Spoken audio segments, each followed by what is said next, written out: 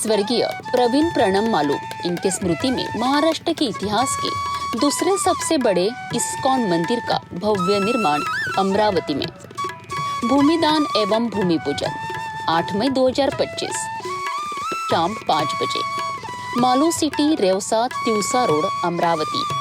इस पुण्य अवसर पर आप अपने परिवार सहित उपस्थित होकर इस ऐतिहासिक क्षण के साक्षी बने। पहलगाम येथील हल्ल्यानंतर भारताने पाकिस्तानाला दिलेले हे प्रत्युत्तर ऑपरेशन सिंदूर च्या माध्यमातून भारतीय सैन्याने पाकमधील दहशतवाद्यांचे अड्डे उद्ध्वस्त केलेत आणि देशभरात निर्माण झाला देशभक्तीचा ज्वाला। अकोल्यात युबीटी शिवसेनेनेही जल्लोष साजरा करत लाडू वाटप करून भारतीय सैन्याला मानाचा मुजरा ठोकलाय। काश्मीरच्या पहलगाम भागात काही दिवसांपूर्वी झालेल्या दहशतवादी हल्ल्यात भारतीय नागरिकांचा बळी गेला होता। यानंतर भारत सरकारने तात्काळ प्रतिक्रिया देत ऑपरेशन सिंदूर अंतर्गत पाकिस्तानातील दहशतवादी अड्ड्यांवर मध्यरात्री हल्ले चढवले।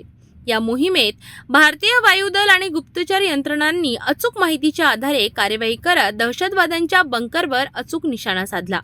या प्रभावी कार्यवाहीमुळे संपूर्ण देशात आनंदाचे आणि अभिमानाचे वातावरण आहे।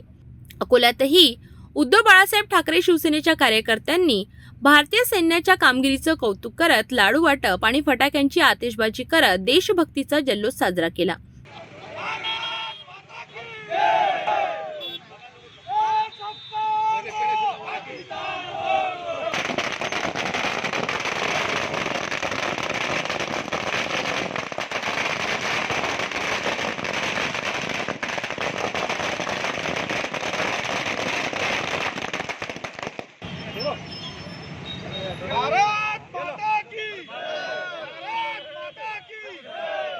कार्यक्रमात उपस्थित कार्यकर्त्यांनी भारतीय सेना जिंदाबाद, जय हिंद अशा घोषणा देत देशासाठी योगदान देणाऱ्या जवानांना सलाम केला।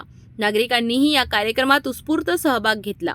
भारतीय सैन्याचे हे पाऊल अत्यंत योग्य आणि निर्णायक आहे। आम्ही संपूर्ण देशवासियांच्या वतीने त्यांच्या पराक्रमाचं अभिनंदन करतो।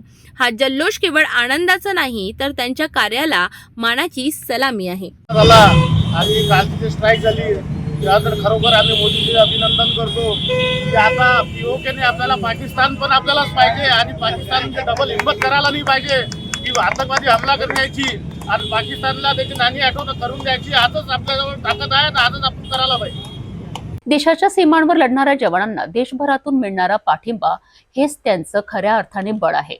अकोल्यात युबीटी शिवसेनेने घेतलेली ही अभिनव पुढाकार देशभक्तीचं प्रतीक ठरली आहे। ऑपरेशन सिंदूरच्या यशानंतर प्रत्येक भारतीयाने मनोमन सेना आणि देशासाठी अभिमान बाळगायला हवाय।